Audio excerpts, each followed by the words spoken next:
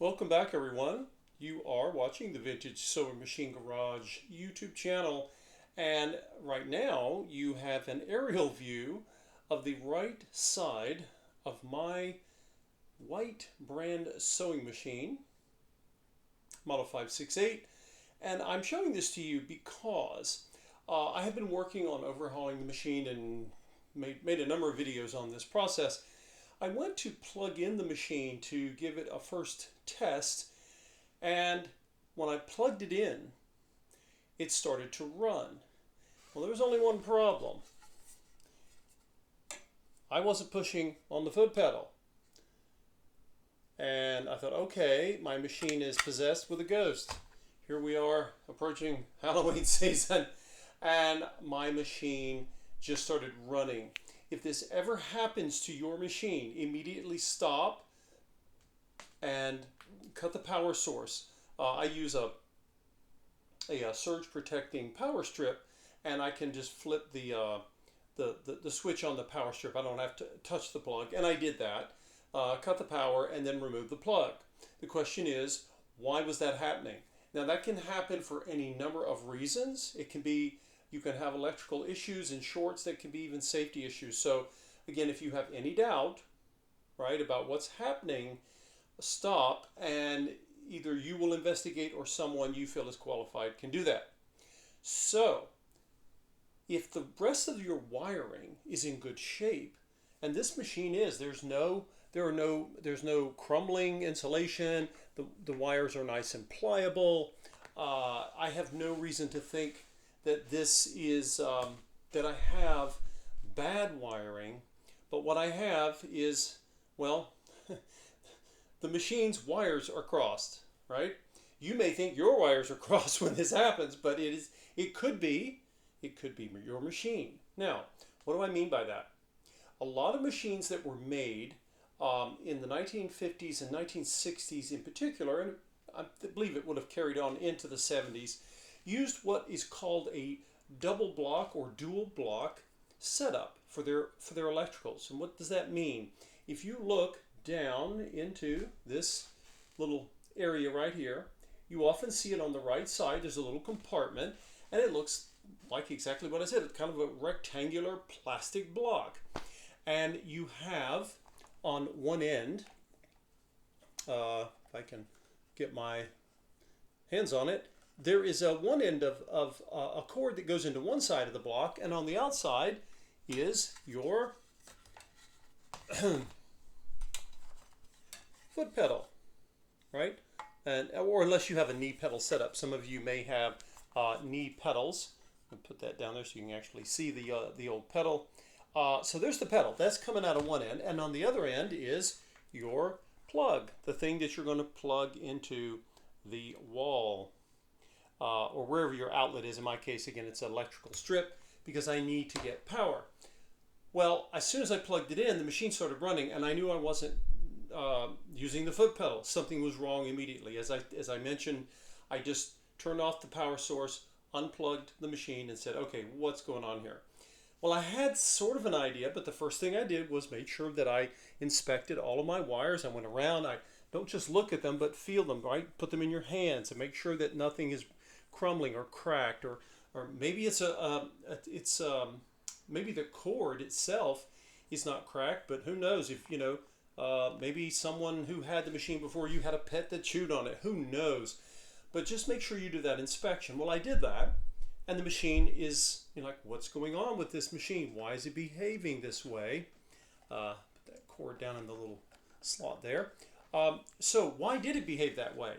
Well, unfortunately, someone who had the machine before, who may have actually thought that maybe that's why they handed it to me and said, here, see if you can fix it. And I didn't know what was wrong with it. People just hand you things, and you don't have time to diagnose or look. You say, well, thank you very much. If and I took it home. And what is happening is this can be more common than you realize, because there are two outlets, okay, two receptacles on this electrical block, as it's called. And you can see there are two plugs, one that goes in one side and one that goes in the other. Now, when they left the factory, they were labeled, okay? And this one still has its label. Many of you will have old machines and there are no labels. Those labels are long gone or fell off. One of them says motor. There would have been one just like this that said light. Because, where'd my other one go? Oh, here it is. Now you have another one, right? It would have had a label on it that said light. Many times these labels are long gone. Well, how will you know? Well, the first thing you have to do is figure out which one of these is the light and which one is the motor. Okay? Now, when you go underneath the machine, as I'm going to do when I lift this big giant beast up, what you will see, well, actually you won't see very much of anything normally, because this white in particular has hidden part of that, but I'm gonna show you all how to find what goes where. Remember that the motor has a cord that is going to come out of it somewhere. It often comes out under the bottom, sometimes on the back, but usually underneath the motor. And that, you've only got two to figure out here, right? So let's take a look and see. Going to tilt the machine back and try to hold on to it so that it doesn't go flying while I show you what I would like you to look for. Now, on this particular machine, what happened? When I was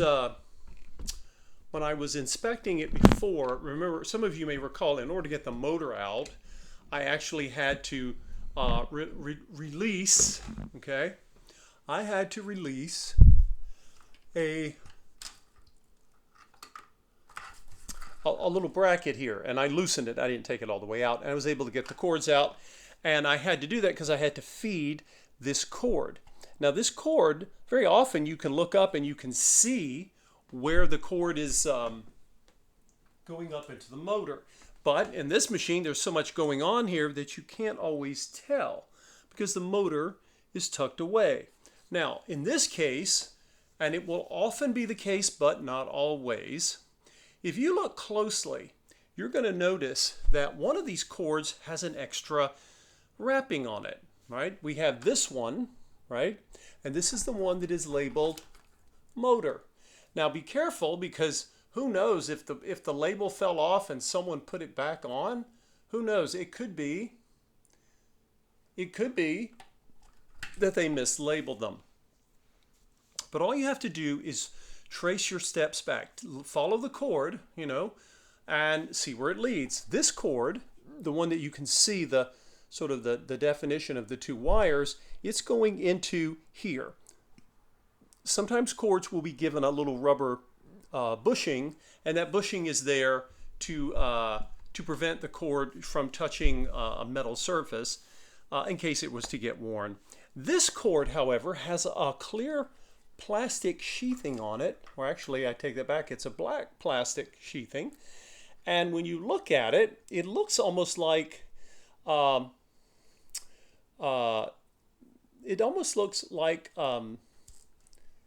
material that we use to repair cords with, but this is original, and it goes all the way up, and that is the light cord. Now, sometimes you can't always count on this. I said many, but not all. So what you want to do is you basically, on this machine, you would loosen the bracket like I did before, right? So focus on, it's only going to be one of these two, right? I mean, you've only got a few to look at here. So I'm going to zoom back out. Let's turn the machine back to the side, and let's look. Let's see if we can sort of put your detective hats on and sleuth this. Now, there you see the cord. This one has, of course, you can see the texture of the two wires, right? It's a double jacket, I guess you'd say. And it is going, where is it going? It is actually going up into the motor. How do I know? Because if I lower my cam even more, because I had to poke my head under there, and now I'm going to do that with the camera so you folks can see, hopefully, what I'm talking about. All right, now when you look at this, you will see, let's come over from this side with the light, you will see the cord, right? And the cord's moving back, but we still don't know where it is. So let's see if we can get even better perspective here. Now, if you look, I'm going to zoom in for you, see if that will help us. Take a look at this cord right here. It goes up and then it curves. You guys see where it's curving? It's sort of curving up to the right. It's actually meeting a strain relief, a little plastic piece on the bottom of the motor. It's going into the motor. If the cord comes out of the motor, well, that's the motor cord. Sorry to state the obvious, but I don't want it to be confusing. And that, of course, means that the other cord is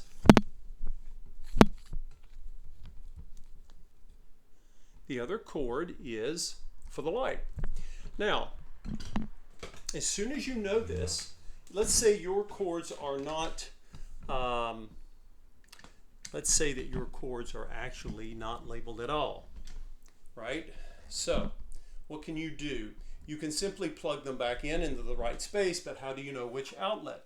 Well, fortunately, if you buy a new generic reproduction version of these double block cords, which you can get, thankfully, they are sometimes they will be listed with a little sticker that says light and motor. Hopefully they're listed appropriately. On this particular one, I'm going to send the light sideways and you will see what I'm referring to. Look at that. You see the M on the left outlet, and then over to the right you see the letter L. So that's motor and light. So I'll clean off the top of this thing because there's dust and crud in here.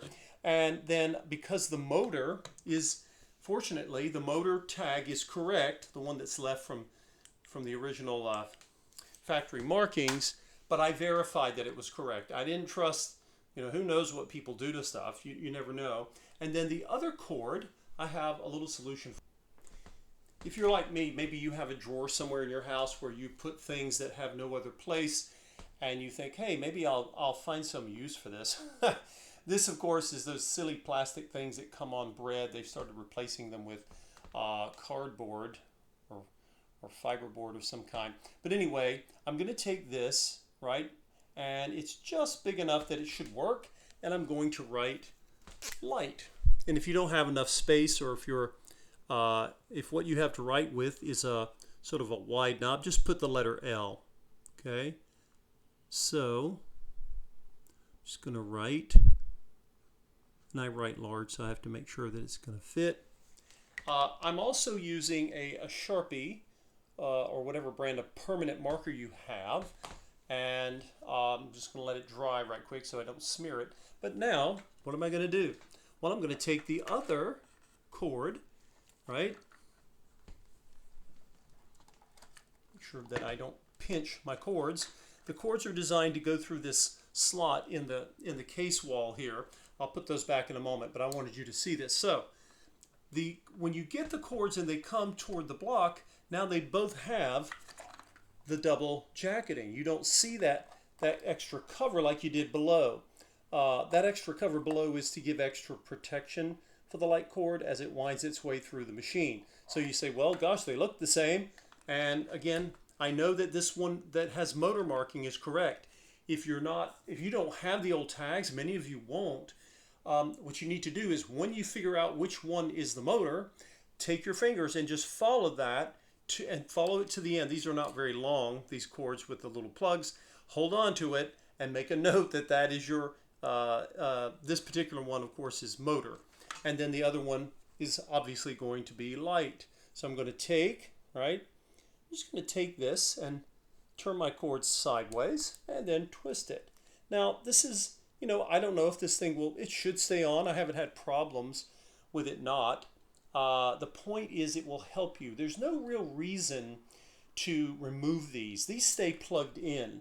But just in case, you ever have somebody who comes along and starts messing with your machine, you want to make sure that you can get it back, because again, these machines, the way this dual block system works, they only work with the motor plug in the motor receptacle. And they only work with the light wire and plug and the light receptacle. This machine had them crossed. It literally had its wires crossed, and it'll make you think you've got your wires crossed, but in fact, the machine cannot run that way. And it could be a hazard, it could damage the machine. So just make sure that yours are fine. Some of you will get these machines and those plugs have never been touched since the machine left the factory, and you're fine. But it can happen. I've seen it more than once, and when I plugged this in, I thought, uh-oh. This was the first thing I was going to check, okay?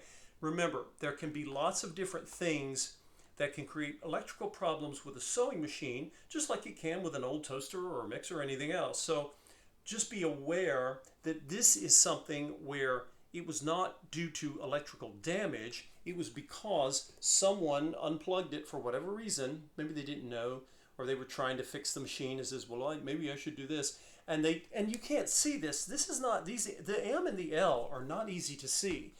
And even if they were covered in white, if there was a little white paint or something put on the letters, most people are like M and L, okay, maybe it's someone's initials. You have to, you sometimes have to do your own sleuthing, just like, oh yeah, M is for motor, L is for light. Fortunately, like I said, I just happened to have this little hang tag that was still left, even though the one that said light, which I'm very sure was on here when it was new, was gone. So, even though we are in the season of the hauntings, coming into October, it really is a matter of getting wires crossed, and the machine, I would like to think, is not haunted, but you never know. So anyway, I hope this was helpful. This is one of those helpful hints of things you may not know. And remember, when you put your machine back, sometimes, because cords they're very thick and they don't always bend easily, make sure that you put your cord back where it's supposed to be. The light has a little bit more length, so I'm going to let it go first underneath. There we go. And then the motor cord, and then make sure that it's down in that little slit, and then put your machine back, because you don't want to pinch the cords. The cords don't appreciate being squeezed like that. If you find yours and the cord is nice and flexible, you may be fine. Always inspect your cords if they've been pinched or chewed on by an animal, or God knows what else happens to them. But in this case, your machine may behave really strangely, and this could be one of the possible reasons. Thank you again for watching, everyone. Feel free to subscribe to the channel, and you are invited to make a donation. It helps me fund the purchasing and the rescuing of more machines to keep this hobby of mine going. And I will see all of you next time.